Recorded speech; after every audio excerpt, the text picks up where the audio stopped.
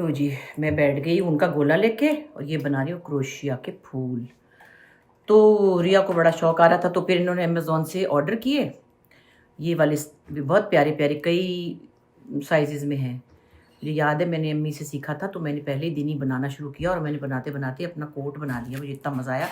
ये जल्दी ग्रो करता है, इसकी अच्छी बात ये है कि ये जल्दी ग्रो करता है। अभी तो मैंने वो एक फूल की स्टेम जो है उस पर बुना है और मैं फूल बना रही हूँ एक्चुअली। तो अब देखिए मेरे जाने तक एक फूल बनता है कि दो बनते हैं कि क्या है। कोशिश तो मेरी एक तो आया ही थी देर में। देखिए अभी मैंने ये शुरू किया फूल, ऐसे 5-6 बना के फिर उनको मैं सुई से सी लूँगी और होपफुली मैं जाने से पहले 2 तो बना ही लूँगी। अब ये भी एक सब्र आज़मा काम है और हमें अब आदत ही नहीं है सब्र से बैठने की।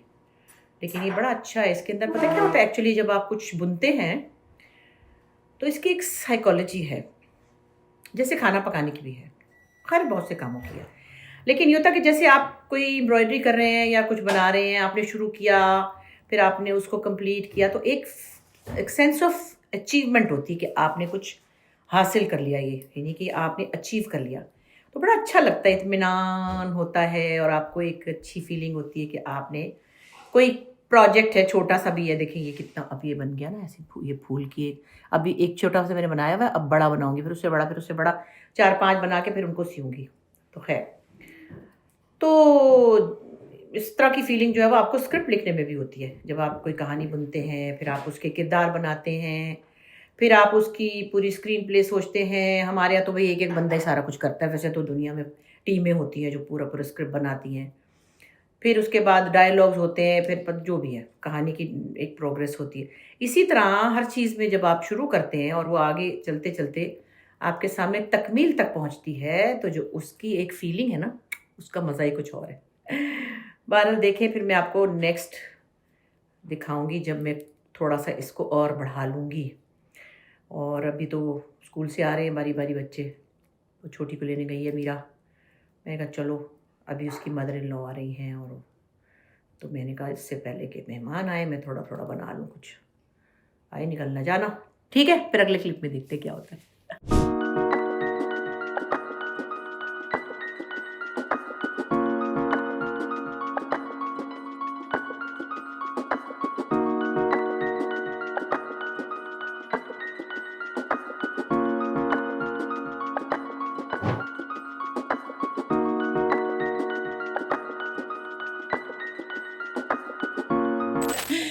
क्योंकि भाई हमने आखिरकार एक मिशन जो है उस पर हम पूरे उतरे हैं। हाँ जी, दूसरा फूल अब मैं शुरू कर रही हूँ और ये मैंने इसको गिरा लगा के इसके साथ अब ये चेन बनानी शुरू की है क्रोशिया से। और अभी छोटा सा पहले मैं बनाऊंगी ताकि फिर मैं उससे बड़ा बनाऊँ, फिर उससे बड़ा बनाऊँ, फिर उससे बड़ा बनाऊँ, फिर इन सबको मैं सुई से सी दूँगी। तो अभी मैंने कहा चलो एक और स्टार्ट करते हैं, रिया खुश हो जाएगी और जिनको शौक़ है सीख भी लेंगे। और ये देखें ना, ये देखें, ये मैं इसके अंदर डाल रही हूँ, इसके अंदर, और इसको मैं ऐसे करती जा रही हूँ। समझ लें कि मैं इसको और टाइट करूँगी ताकि ये फूल की तरह बन जाए, छोटा सा जैसे बड होता है ना, और वो बन जाएगा। ये देखिए, ये अभी पहला वाला मैं शुरू कर रही हूँ। अब इसको मैं छोटा करती जाऊँगी, टाइट करती जाऊँगी ताकि कैसा बने, दिखाएं इधर ये वाला ऐसा बने, इसको दिखाएं। ये देखें ऐसा बनेगा ये, फिर एक बड़ा, फिर एक उससे बड़ा, फिर उससे बड़ा, फिर उससे बड़ा, देखा फिर। जब ये 2-3 बना लूँगी ना फिर मैं आपको पूरा इसका दिखाऊंगी, फिर स्टेम के अंदर लगाऊंगी। ठीक, गुड, ओके।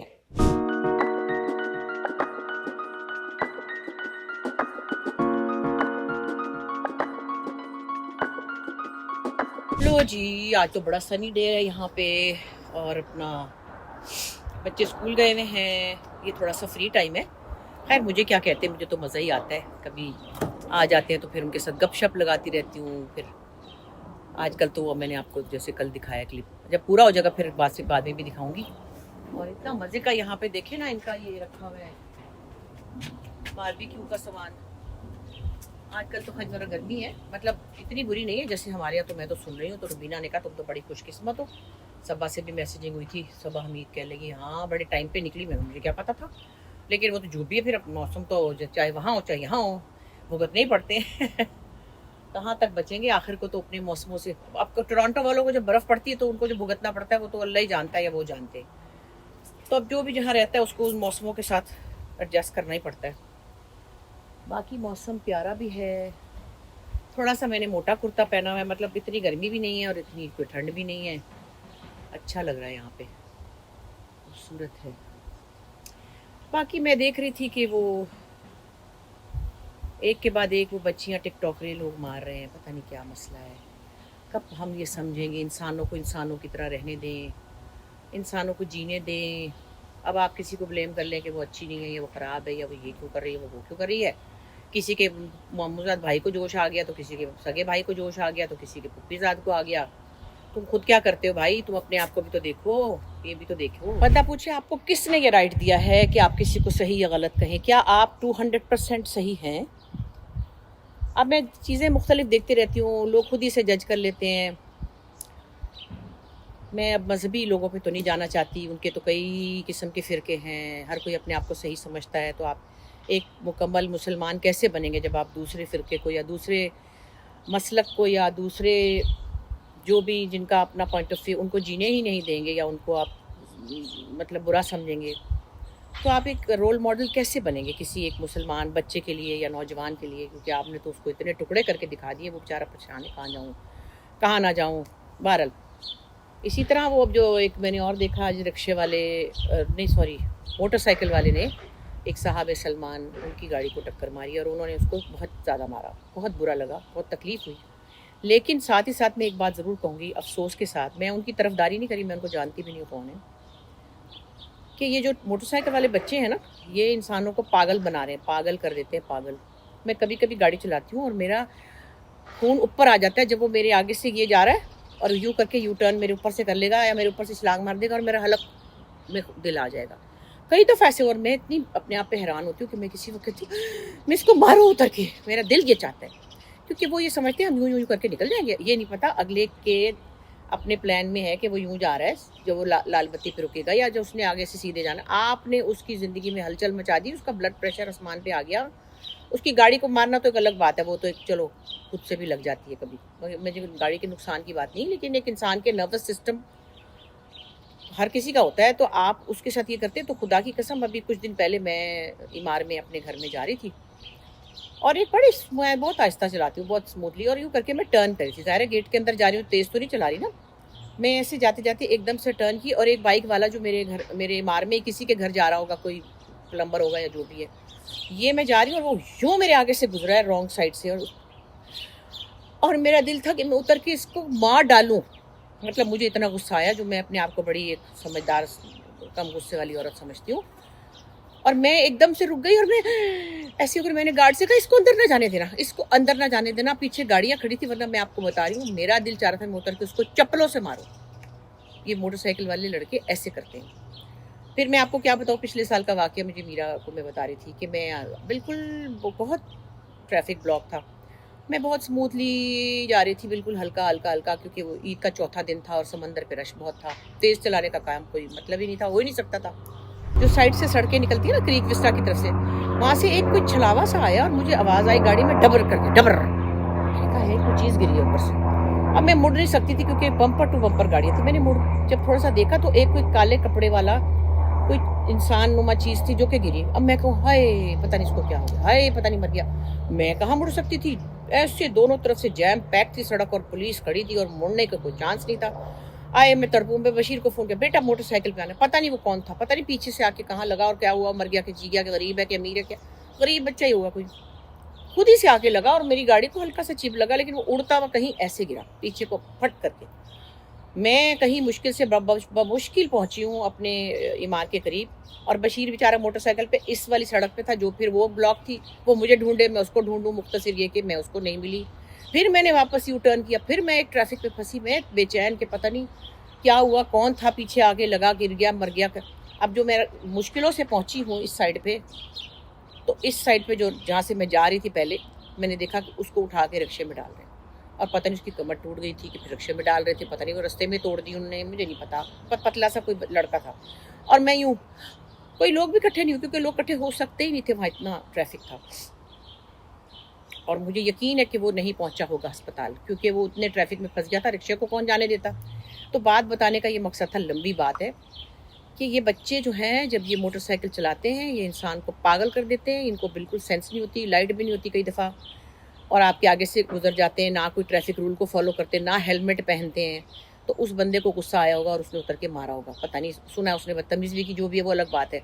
लेकिन उसकी गाड़ी जो भी थी, खटारा थी या मर्सिडीज़ थी, वो बात की बात है। वो आपको ज़हनी तौर पे उसने इतना बड़ा शौक दिया है कि उस बंदे ने उतर के उसकी पिटाई कर दी होगी और आगे से वो फिर भाग गया, जो भी है।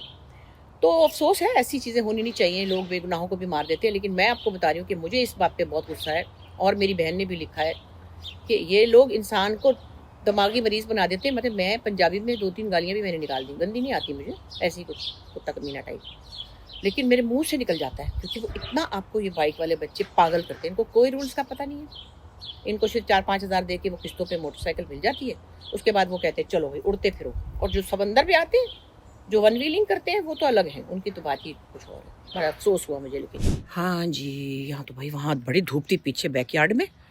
मैं कल यहाँ देख रही थी कि वो यहाँ पे पौधे लगा के गए हैं मीरा के सास ससुर, और बड़ी अच्छी उनको गार्डनिंग की प्रैक्टिस है भाई, बड़ा मज़ा आता है। पोतों पोतियों को लेके उन्होंने साथ में ये सारा किया है। और ये अच्छी जगह है, बल्कि क्यूट सा एकदम इतना प्यारा सा ना बेंच है। मैं यहाँ बैठने लगी, बच्चों के बेंच पे ज़रा देखे तो सही, मेरी हरकतें चेक करें आप। मैं ये बात करी थी कि वो बच्चे जो है ना बाइक वाले, वो लोगों को पागल बनाते हैं और उनको बेड़ा गर्क करते हैं दिमागी तौर पे, और अपनी भी जान हथेली पे रखी होती है। मैं कई दफ़ा कहती हूँ, हाय अल्लाह, इसकी माँ और उसके बच्चे बैठे हुए हैं, बीवी बैठी हुई है, उनका ख्याल कर ले, यूँ यूँ सांप की तरह आपके ऊपर से गुजर के और आपके दिमाग के साथ खेलते हो। तो अपना तो उनका इतने ख़तरे में, अगर आपने हेलमेट भी नहीं पहना हुआ और आपकी बॉडी तो डायरेक्ट लगेगी ना किसी चीज़ पे। बहरहाल वो मारना भी नहीं चाहिए इतना, लेकिन बहरहाल इंसान फिर इंसान है, गुस्सा आ ही जाता है। जैसे मैं बता रही हूँ, मेरा दिल चाहता मैं गाड़ी रोक के उतर के उसको मार मार के उसका कचूमा निकाल दूँ, क्योंकि वो मेरे आगे से ऐसे गुजरा कि मेरी सारा मेरा मतलब दिमाग जो है वो पक गया एकदम से, मैं ही हो गया है, शौक लगा है।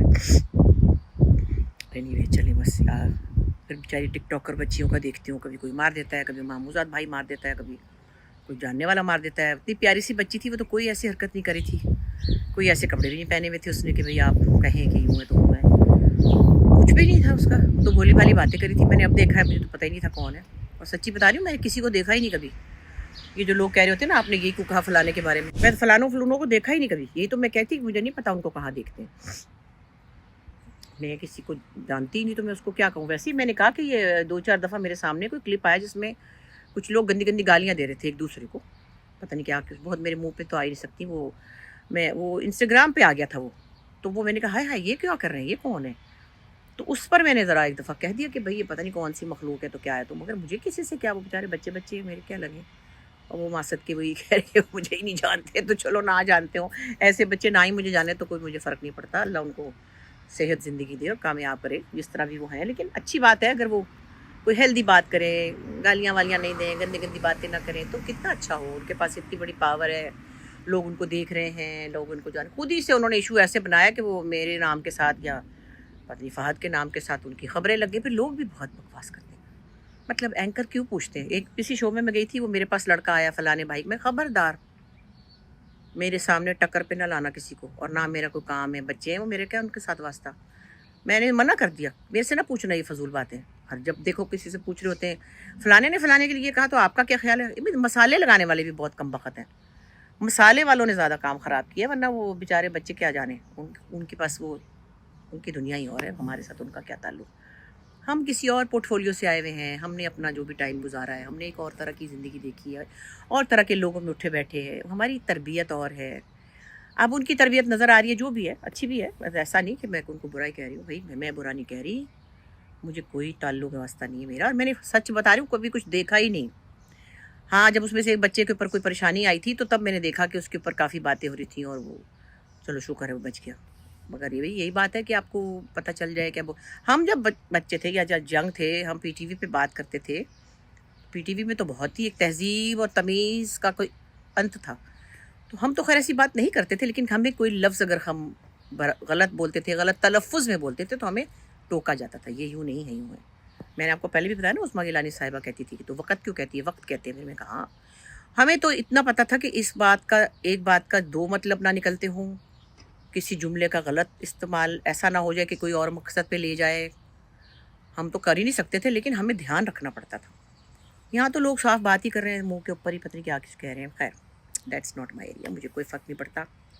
और जो ये कह देते ना कि उनका क्या है, वो अपना काम कर रहे हैं, आप अपना काम करें, वो खुद क्या करते हैं। मैं मुंह तोड़ना नहीं चाहती, क्योंकि एक अपनी तरफ से अथॉरिटी बन जाते हैं लोग और समझते हैं कि वो मुझे अकल दे सकते। तो वे बहुत सी ऐसी औरतें हैं जिनको मैं अकल दे सकती हूँ, मगर मैं देना नहीं चाहती। वो समझती हैं उनकी राय बहुत अहम है और वो मुझे बता सकती हैं कि मैं अपना काम करूँ और मैं उनको अपना काम करने दूँ। आपको नहीं पता आपके बारे में लोग क्या क्या कहते हैं, और मैं उनको शट अप कर देती हूँ कि वो जो चाहे वो करे। तो बहरहाल तमीज़ वाले और अच्छे अखलाक वाले लोग सबको अच्छे लगते हैं, सिर्फ मुझे ही क्यों, आपको भी अच्छे लगते हैं, चाहे वो अनपढ़ हों या पढ़े लिखे हों। बहुत सारे ऐसे लोग हैं जो पढ़े लिखे नहीं हैं, लेकिन उनके यहाँ एक तमीज़ तहज़ीब बेसिक होती है। किस तरह से अपने बड़ों से बात करनी है, किस तरह से किसी बड़ी हस्ती के लिए जुमला इस्तेमाल करना है, किस तरह किसी रिश्ते को देखना है, ये अच्छी चीज़ें होती हैं, ये बुरी चीज़ें नहीं। ये हर मज़हब में है। एल्डर्स को किस तरह से रिस्पेक्ट देनी है, उनका ख्याल कैसे रखना है। तो ये घर की तरबियत भी होती है। और फिर ज़ाहिर है, मैं ये भी नहीं कहती कि जहालत है, बस घर का माहौल ही ऐसा होता है। कोई अपने बच्चे को कुछ सही बात बताने के लिए जूता खींच के मारता है, कोई अपने बच्चे को वो सही बात बताने के लिए थप्पड़ लगाता है, कोई अपने बच्चे को सही बात बताने के लिए समझा के बताता है। तो बात तो एक ही है, बात तो आपने अपने बच्चे को सिखानी है। Now this is your choice how to use this method. चलें आज इनके बैक यार्ड में भी चल के देखें क्या है। यहाँ इतनी प्यारी गुलेरियाँ होती हैं और पकड़ के ऐसे खा रही होती हैं चलाको मासी की तरह पकड़ करके ना। गुलेरी मुझे बड़ी प्यारी लगती है हमेशा से। और इस यार छोटा था तो कहता था Squealer Squealer Squealer, I want to talk to you. इस वक्त गाड़ियाँ इतनी चल रही हैं क्योंकि बच्चों के स्कूलों की छुट्टी का टाइम है ना, यहाँ से गुजर रहे होंगे, स्कूल जा रहे होंगे। तो इस वक्त तो कोई स्क्विलर नज़र नहीं आ रही भाई। कल परसों यहाँ बैठी थी, इनके पौधे वौधे भी खा गई थी। तो मैंने कहा चलो पिछली तरफ जाके देखे क्या क्या है। अभी हालांकि मैं पीछे से इतनी धूप थी, तोबा है तोबा है। लेकिन पीछे का जो ये एरिया है ना, बैक यार्ड, बड़ा पीसफुल सा होता है। नेबर्स भी होते तो कोई किसी को बॉदर ही नहीं करता। कोई ये नहीं कि शाम दोपहर को वहाँ से सालन मांगने आ जाए। लेकिन खैर वो भी अच्छा होता था। हम लोग जब लाहौर में रहते थे ना, तो एक घर था जिसके बीच में दीवार थी और साथ में एक खाला जान रहती थी, खाला इस्लाम उनका नाम था, शायद उनके बच्चे देख रहे हो तो। गूनी थी उनकी बेटी, टोनी था, है अल्लाह के फजल से होंगे, और भी बहुत सारे थे। खैर, तो हम लोग क्या करते थे, सालन की प्लेट उठा के अम्मी उस दीवार पर रख देती थी। फिर खाला इस्लाम अपने घर से जो कि पक्का है आ जाए, पक्का है, अच्छा फिर है माँ दी दाल पक्की है, फिर वो दीवार पर रख देती थी। अम्मी पता नहीं इधर से अरवी गोश्त रख देती थी, फिर हम मिल मिल के खाते थे। फिर बीच में हमारे ड्राइंग रूम के दरवाजे खुलते थे। उनकी 5 बेटियां थीं और हम लोग 4 थे। और हम ये जो रमज़ान में जो रातें होती हैं या जैसे शब रात है, तो हम वो जो रातों के नमाज़ें पढ़ने वाला था ना, नफलें पढ़ने का, हम बीच का दरवाज़ा खोल देते थे। वो लड़कियां और हम लोग सब मिल मिल के पढ़ते थे, बड़ा मज़ा आता था। छत भी हमारी ऐसी थी, वो एक्चुअली जिन्होंने बनाया हुआ था ना, जो हमारे मालिक मकान थे, उन्होंने अपने बच्चों के पोस्टर्स बनाए हुए थे और ऐसे जो दरवाज़ा खोलने से एक भी हो जाते थे और अलग अलग भी थे। बड़ा अच्छा टाइम था वो। कोई किसी के साथ तकल्लुफ़ किसी का नहीं था। एनीबडी कैन, आई मीन, एक दूसरे को आप एक्सेस कर सकते थे। फिर हम दोपहरों को ऊपर लेट के खाने गप्पे लगा रहे होते थे, फिर हम गोलगप्पे खाते थे, बारिश में नहाते थे। तो नेबर्स में लड़कियां थीं, उनके भाई भी थे, हाँ, एक टोनी था छोटा और एक बड़े भाईजान थे, पता नहीं क्या नाम था उनका, भूल गई। तो बड़ा मज़ा आता था, वो दिन भी याद आते हैं। वो तो मुझे देखते होंगे और वो मुझे याद करते होंगे कि ये हमारे साथ बचपन में खेलती थी, और सारी यादें ही हैं और क्या, बस। सबको अच्छी लगती है और ये भी यादें हैं। अब जैसे मैं ये बच्चों के साथ टाइम गुजारती हूँ, इनके लिए ये मेमोरीज़ हैं कि हमारी अम्मा आती थी, फिर हम ये करते थे, फिर हम वो करते थे। जैसे अब हमारी अपनी नानी के साथ यादें हैं। मुल्तान जाती थी मैं उनके घर, 2-2 महीने मुल्तान रहती थी। वहाँ पे भी बचपन में बड़े उनके जो नेबर्स थे उनके साथ मेरा बड़ा प्यार था। गोगी बाजी थी, गोगी बाजी से अभी भी कभी कभी बात होती है। मुझे भी बड़ी बाजियों की गोदों में घुसने का बड़ा शौक़ था। और वो भी बातें, एक पट पट करने वाले बच्चे को लाड करती थी। फिर बाज़ार ले जाती थी अपने साथ खिलाने पिलाने, हरम गेट, हाँ, मुल्तान में। और नाना हमारे कुरैशी की आइसक्रीम खिलाते थे। फिर हमारी बड़ी प्यारी आंटी थी, मुमताज़ आंटी, अम्मी की बचपन की फ्रेंड। अम्मी स्कूल में वहाँ पढ़ती थी ना, तो उनके घर भी जाना, और उन्होंने भी बड़ी हमारी खातिरें करनी, और अभी तक हमारा उनसे बड़ा ताल्लुक़ है, वदूद फैमिली के साथ। तो बीना बाजी होती थी हमारी, और आशी उनकी छोटी बहन, और बड़ी बाजी और सारे बहन भाइयों से तकरीबन मैं इन टच हूँ अभी भी। बहुत प्यारे में हमारी बड़ी प्यारी फैमिली फ्रेंडशिप है। आपको नज़र आ रहा है कि आजकल मैं बहुत आराम ऐश फरमा रही हूँ, बच्चों के पास हूँ ना। तो बात ये है कि ज़िंदगी के मुख्तलिफ़ फेजेस हैं। इस फेज़ में यानी ये जो टाइम है, अभी मैं इतना हेक्टिक टूर करके आई हूँ, साथ ही साथ मैंने कहा चलो अब बच्चों के पास रेस्ट भी कर रही हूँ। आज मैं 12 बजे उठी हूँ दोपहर को, बस फल्ला सोते सोते भी 2 बज गए थे। तो ये वाली अयाशी कभी कभी होती है। जब ट्रैवल करी थी ना तो सुबह सुबह हम 4 बजे भी उठ रहे थे, 5 बजे भी उठ रहे थे, फिर भाग भाग के एयरपोर्ट पे फ़्लाइटें पकड़ रहे थे। तो फिर हमें पहुँचते साथ ही फिर वहाँ से एक जगह हम कहाँ थे, मुझे याद भी नहीं अब रहा कहाँ कहाँ उतर रहे थे। वहाँ से उतर के फिर हम 2-2.5 घंटे की बाय रोड की ड्राइव करके होटल पहुँचे। बस सिर्फ कपड़े बदलने का और मेकअप करने का और नखरे करने का थोड़ा सा टाइम मिला और फटाफट भाग के स्टेज के ऊपर। और फिर इवेंट में जो एक्चुअली जिस वजह से हम ट्रैवल करते हैं वो ज़्यादा अहम है, लेकिन फिर ये वाले दिन भी कभी कभी अच्छे लगते हैं। मज़े कर रही हूँ, आराम कर रही हूँ, मुझे कहीं जल्दी नहीं जाना। अभी बस थोड़ी देर में हुरिया को स्कूल से लेने जाऊँगी मीरा के साथ, वो खुश हो जाएगी। हादी अभी आ गया खैर से, तो फिर कोई एक आध काम है उसके साथ वो कर लूँगी, गाड़ी में बैठ जाऊँगी, हम गप्पे लगाएंगे और फिर मैं आके अपनी वो क्रोशिया की एक और नई शाख शुरू करूँगी। चलें आज इतना ही, इसके बाद फिर इंशाल्लाह एक और वीलॉग बनाऊँगी। आज खुदा हाफिज़।